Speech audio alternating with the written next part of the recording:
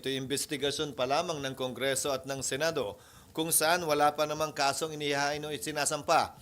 Kaya sa pananaw ko, walang dahilan para gawin nila yan sa ngayon.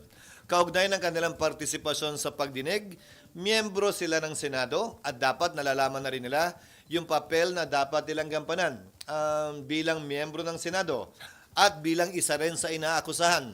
Ika nga, pag dumating yung punto na sila ay magsasalita kaugnay sa mga personal knowledge na alam nila, kaugnay sa pinag-uusapan sa pagdinig, I will presume that they will be stating these facts on their oath as a member of the Senate without need of actually taking their oath.